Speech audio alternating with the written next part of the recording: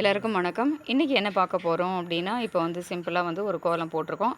இது மேலே தான் வந்து இனிமேல் வந்து செம்மண் போட போகிறோம். மோஸ்ட்லி வந்து அப்பப்போ இந்த மாதிரி போடும்போதெல்லாம் செம்மண் இட்டுருவோம். அடுத்தது வந்து செம்மண் இட்டுக்கலாம்.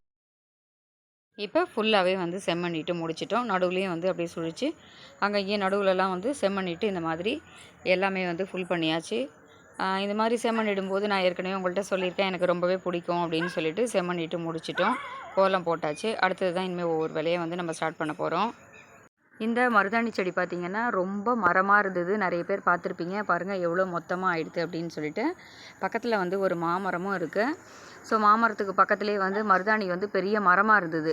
அதெல்லாம் ரோட்லேயே நடக்க முடியாத அளவுக்கு அப்படியே நிறைய தழைஞ்சி வந்திருந்தது. ரொம்பவும் இருந்தது. கொஞ்சம் காஞ்ச களைகள்லாம் இருந்தது. எல்லாத்தையும் நல்லா வந்து ஃபுல்லாக வெட்டி விட்டாச்சு. எல்லாத்தையும் வெட்டிட்டு கழித்து விட்டதுக்கப்புறம் ஒரே ஒரு சின்ன களை மட்டும் விட்டுருந்தோம். அதில் வந்து அழகாக வந்து துளிர் விட்டுருக்கு பாருங்கள். பார்க்குறதுக்கே ரொம்ப அழகாக இருந்தது. ரொம்ப மருதாணி வந்து இப்போ துளிர் விட்டு ஃப்ரெஷ்ஷாக இருக்குது. இப்போ பறித்து இட்டுட்டோம் அப்படின்னா அரக்கு மாதிரி பத்தும் இந்த மருதாணி. ரொம்பவே சூப்பராக இருக்கும். அடுத்தது என்ன பண்ண போகிறோம் அப்படின்னு அப்படியே ஒன்றா பார்க்கலாம். மார்னிங் வந்து அடுத்தது வந்து காஃபியும் ரெடி ஆகிடுது. ஃபில்டர் காஃபி தான். காஃபி வந்து போட்டாச்சு. கொஞ்சம் டிகாஷன் மட்டும் தேவை, கொஞ்சமாக விட்டுக்கலாம். ஃபில்டர் காஃபி அப்படிங்கிறதுனால நம்ம சிக்கரி எந்த அளவுக்கு கலக்கிறோமோ அதை பொறுத்து தான் நமக்கு வந்து ஸ்ட்ராங் இருக்கும். காஃபி போட்டாச்சு. இதை முடிச்சுட்டு அடுத்தது தான் வந்து என்ன பண்ண போகிறோம் அப்படிங்கிறதும் பார்க்கலாம். அடுத்தது இன்றைக்கி மார்னிங் டிஃபனுக்கு என்ன பண்ண போகிறோன்னா, ஆனியன் தோசை தான் பண்ண போகிறோம். ஆனியன் ஊத்தப்பம் மாதிரி பண்ண போகிறோம். கொஞ்சம் வந்து இட்லி மாவில் நல்லா வந்து கொஞ்சமாக தண்ணி விட்டு நம்ம வந்து மிக்ஸ் பண்ணிக்கலாம். அதுக்கப்புறம் வந்து கல்லில் நம்ம வந்து மாவு விட்டுக்கலாம். ஒரு 1.5 கரண்டி அளவுக்கு மாவு விட்டுக்கலாம்.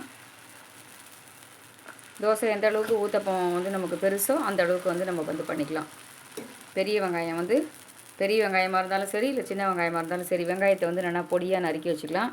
இந்த மாதிரி மேலாக தூவி விட்டுடலாம் ஃபுல்லாக. எல்லாருக்கும் தெரிஞ்சது தான், இருந்தாலும் வந்து எப்பவும் ஒரே மாதிரி ப்ளெயின் தோசை தானே பண்ணுறோம். அதனால் இந்த மாதிரி தோசை பண்ணிக்கலாம். இந்த மாதிரி பண்ணால் நல்லா இருக்குமே அப்படிங்கிறதுனால ஆனியன் தோசையாக பண்ணிக்கலாம் அப்படின்னு சொல்லிட்டு பண்ணிகிட்ருக்கேன். இந்த தோசை வந்து நார்மல் தோசையை விட இந்த மாதிரி ஆனியன் தோசை பண்ணி கொடுக்கும்போது குழந்தைங்களுக்குமே ரொம்ப பிடிக்கும். இதில் உங்களுக்கு ஓகே அப்படின்னா நீங்கள் வந்து கேரட்டை கூட நம்ம வந்து நல்லா கேரட்டு, பீட்ரூட்டு இதெல்லாம் துருவிட்டு அதை கூட நம்ம போட்டோம் அப்படின்னா சூப்பராக இருக்கும். மேலே வந்து கொஞ்சம் எண்ணெய் விட்டுக்கலாம்.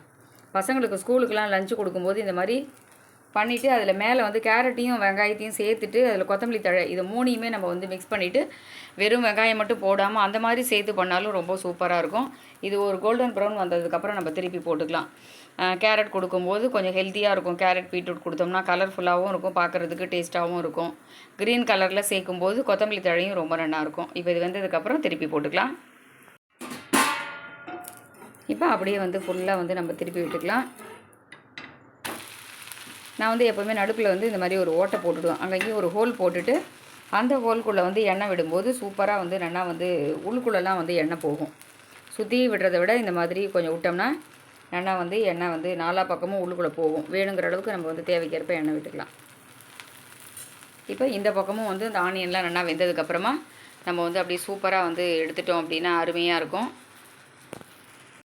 இப்போ நமக்கு சூப்பரான ஆனியன் ஊத்தப்பம், ஆனியன் தோசை வந்து ரெடி ஆகிடுது. 2 தோசை வந்து எடுத்துட்டோம்.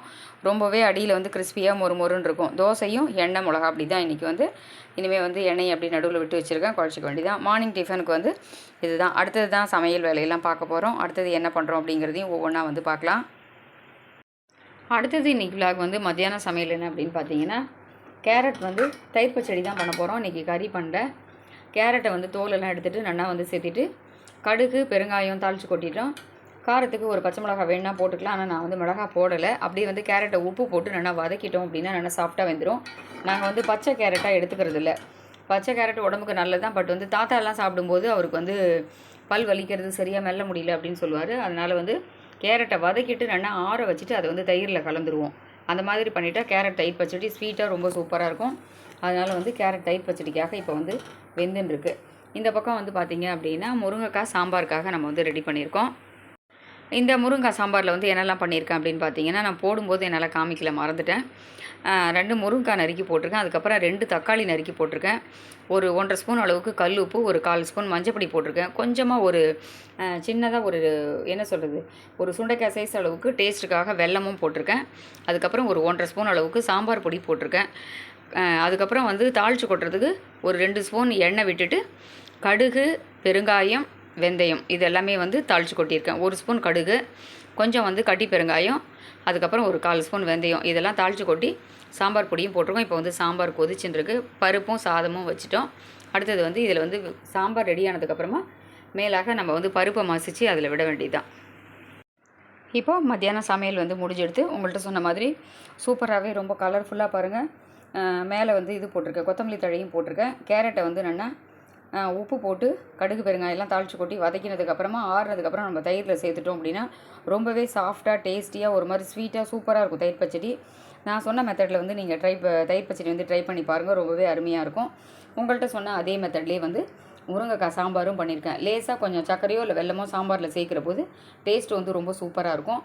அது வந்து ஆப்ஷன் தான், உங்களுக்கு வேணும் அப்படின்னா சேர்த்துக்கலாம், வேண்டாம்னா விட்டுடலாம். இன்றைக்கி மத்தியான சமையல் வந்து ரொம்பவே சிம்பிளாக வந்து கேரட் தயிர் பச்சடி, முருங்கைக்காய் சாம்பார், சாதம். இன்றைக்கி மத்தியான சமையல் இது தான்.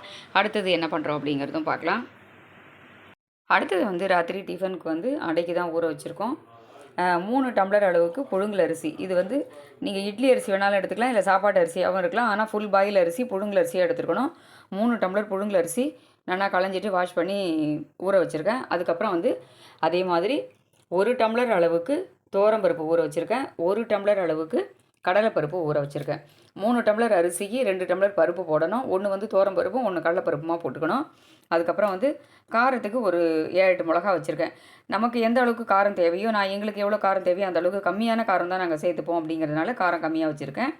உங்களுக்கு கூடுதல் காரம் தேவை எவ்வளோ அதுக்கு தகுந்த மாதிரி நீங்கள் மிளகா சேர்த்துக்கலாம். இது கூடவே வந்து நம்ம உப்பு பெருங்காயம் சேர்த்து வந்து அரைச்சிக்கணும். இது மாதிரி அரைச்சிட்டு அதுக்கப்புறம் வந்து காமிக்கிறேன், அடை வாக்கும்போது பார்க்கலாம். இப்போது அடைக்கு வந்து மாவு அரைச்சாச்சு. ஒரு பாதி மாவு கிட்ட வந்து கொஞ்சம் எடுத்து வச்சுட்டு கொஞ்சம் மாவு மட்டும் எடுத்துட்டுருக்கேன். இதில் வந்து பெருங்காய பொடியும் சேர்த்துட்டேன். அடுப்பில் வந்து கல் வச்சு கொஞ்சம் எண்ணெயும் தடவிட்டேன். கல் வந்து சூடாகிடுத்து. கொஞ்சமாக வந்து நம்ம சிம் பண்ணிக்கலாம். இப்போ வந்து கொஞ்சம் கொஞ்சமாக மாவு எடுத்து நம்ம வந்து அடை வாத்துக்கலாம்.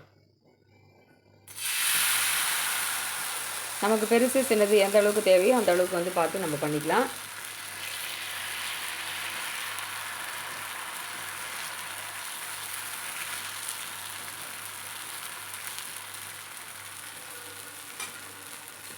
சுற்றி வந்து கொஞ்சமாக வந்து எண்ணெய் விட்டுக்கலாம். நான் வந்து இதில் வெங்காயம்லாம் போடலை. உங்களுக்கு வெங்காயம் தேவை அப்படின்னா நீங்கள் வந்து வெங்காயம் நறுக்கி போட்டுக்கோங்க. நான் சில சமயம் கருவேப்பிலை மட்டும் போட்டுருவேன். சில சமயங்களில் கொத்தமல்லி விதையும் வந்து தூவி கொஞ்சம் சேர்த்துட்டு அதில் வந்து அரைப்பேன். வாசனைக்கு 1 ஸ்பூன் 2 ஸ்பூன் போட்டு அரைப்பேன். இன்றைக்கி வெறும் பெருங்காயம், காஞ்ச மிளகா, உப்பு மட்டும்தான் போட்டு கடலைப்பருப்பு, துவரம்பருப்பு, அரிசி இதெல்லாம் வந்து அரைச்சிருக்கோம். அரைக்கிற போது பார்த்திங்கன்னா கோட்ஸாக அரைச்சிக்கணும். நம்ம வந்து கோட்ஸாக அரைக்கிற போது தான் அதோட டேஸ்ட் வந்து ரொம்ப நல்லா இருக்கும். அது ஒரு மாதிரி மொறுமொறுன்னு அந்த முறுக்கு சாப்பிட்ற மாதிரியான ஒரு டேஸ்ட் கிடைக்கும். அதனால் நான் வெங்காயம் போடுறதில்ல, இந்த மாதிரி தான் பண்ணுறோம். இப்போ வந்து இந்த ஓரங்கள்லாம் அப்படியே கோல்டன் ப்ரௌன் வந்ததுக்கப்புறம் நம்ம வந்து அப்படியே திருப்பி விட்டுட்டு திரும்பவும் வந்து கொஞ்சம் கொஞ்சமாக எண்ணெய் விட்டுட்டோம் அப்படின்னா நமக்கு வந்து அடை ரெடி ஆகிடும். அது மாதிரி திருப்பி போட்டுட்டு அதுக்கப்புறம் பார்க்கலாம். இப்போ இந்த பக்கம் வந்து நல்லா கோல்டன் ப்ரௌன் வந்துட்டு அதுக்கப்புறம் இந்த பக்கம் திருப்பி போட்டுட்டு எண்ணெய் விட்டுருக்கேன். அடிபாகத்துலேயும் இந்த மாதிரி ஒரு கோல்டன் ப்ரௌன் வர்ற மாதிரி வேகணும். அடை மட்டும் எப்போவுமே பண்ணும்போது பார்த்திங்கன்னா அடை வேகரிச்சு ஃப்ளேம் வந்து ரொம்ப பெருசாக இருக்கக்கூடாது.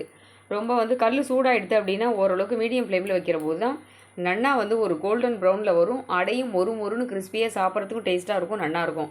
ரொம்ப ஹை ஃப்ளேம் வச்சிட்டோம் அப்படின்னா தீஞ்சு போன மாதிரி ஆகிடும், உள்ளுக்குள்ளே மாவாக இருக்கும், சரியாக வேகாது. அதனால் வந்து மீடியம் ஃப்ளேமில் வச்சு நம்ம பொறுமையாக வந்து 2 பக்கமும் வேக வச்சு எடுத்துக்கலாம். இப்போ நமக்கு சூப்பரான மொறுன்னு கிறிஸ்பியான அடை வந்து ரெடி ஆகிடுது. தொட்டுக்கிறதுக்கு நம்ம சௌரியம் நிறைய பேர் வந்து வெல்லம் தொட்டுப்பா, இட்லி மிளகா அப்படி இருக்குல்லையே, மிளகா அப்படி தொட்டுக்கலாம். சாம்பார் சட்னி என்ன இருக்கோ எது இருந்தாலும் தொட்டுக்கலாம். நம்ம வந்து சாம்பார் தான் தொட்டுன்னு சாப்பிட போகிறோம் நாங்கள் இன்றைக்கி. அடை வந்து எந்த மாதிரி பண்ணணும், எவ்வளோ அரிசி போடணும், என்ன அரிசி போடணும், அதுக்கு எவ்வளோ பருப்பு போடணும், என்னென்ன பருப்பு போடணும் அப்படிங்கிறத வந்து இன்றைக்கி ரேஷியோலேயே வந்து சொல்லியிருக்கேன். நீங்களும் இந்த மாதிரி மெத்தடில் வந்து ட்ரை பண்ணி பாருங்கள், எப்படி இருக்குன்னு சொல்லுங்கள். இதே மாதிரி மறுபடியும் வேறொரு வீடியோவில் சந்திக்கிறேன். நன்றி, வணக்கம்.